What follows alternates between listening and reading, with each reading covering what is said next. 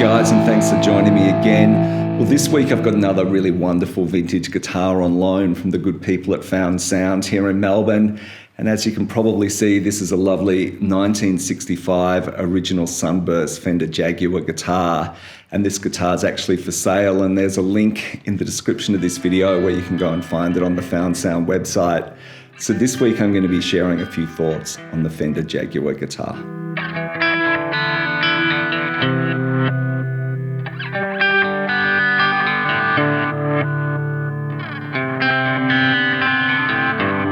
So the Fender Jaguar has a really interesting and varied history, and it was introduced by Fender in 1962, and it was brought to the market as their top-of-the-line electric guitar, kind of based around the Jazzmaster with its offset body. And the Jazzmaster had some success with surf music, and this was kind of really marketed by Fender around that time into that surf music market.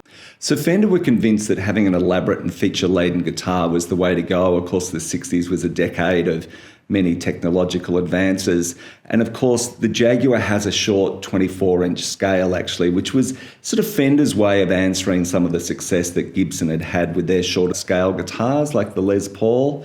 So Fender initially had some success with the Fender Jaguar, and of course Carl Wilson from the Beach Boys used to occasionally play one in the mid-60s. Also famously, Brian Jones from the Rolling Stones gifted one to Jimi Hendrix, and you can see photos of Jimmy playing that Jaguar online.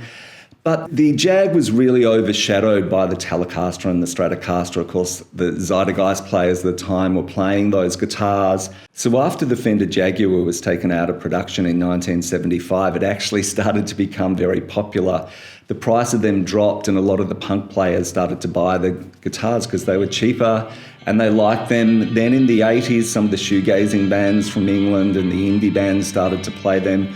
And as a result, in the mid-80s, from this renewed popularity, Fender Japan started reissuing Jaguars, and by 1999, Fender USA did the same.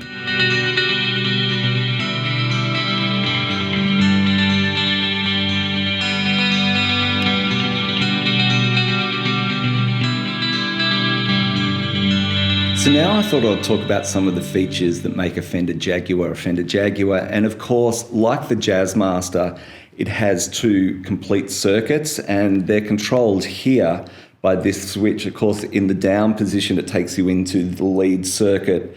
And here you control the pickups, so they go off and on. And it's also got a switch here which actually activates a high-pass filter, or what they call the strangle switch, which makes the guitar brighter and kind of drops off a lot of the bottom end.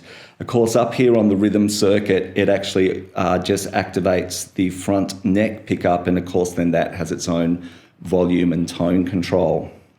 So like the Jazzmaster, the Telecaster and the Stratocaster, the Fender Jaguar pickups are single coil, but they're a little different from all those other pickups.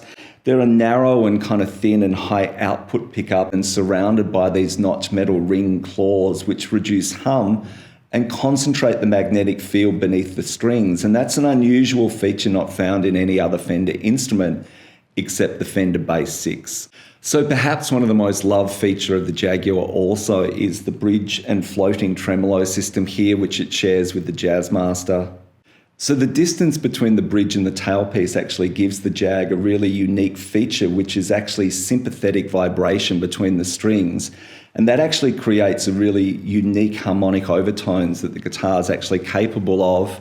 Another interesting point to note here is actually a lot of guitarists actually use some of this string section here behind the bridge in between the tailpiece, and actually use that with delays and distortion. And guys like Lee Ronaldo and Thurston Moore from Sonic Youth actually can create some really interesting soundscapes doing that with their Jags and their Jazzmasters.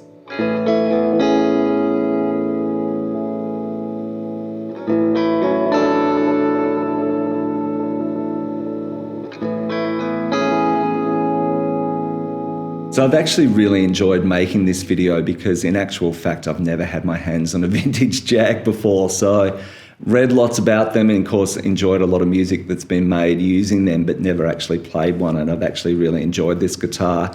Interestingly enough, when I was doing research on the Jag, I discovered an article and an interview with John Frusciante from the Red Hot Chili Peppers, who of course uses a Jag a lot, and he's actually described it as his most fun guitar to play, and he uses them a lot live for that reason. And I can understand that actually. They're a really charismatic guitar and really unique. And this one in particular, I've really enjoyed. It's in really genuine vintage condition, of course, in 1965, which the same year as Kurt Cobain's. And this is what you'd call a transition guitar. And of course, you can tell that by the F on the neck plate here, which means it was just made after CBS took control of Fender.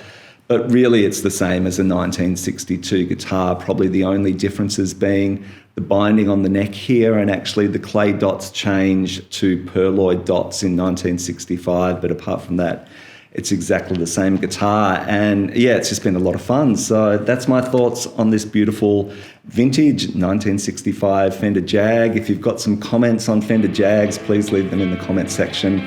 I always love reading those, and I'll see you again on another video really soon.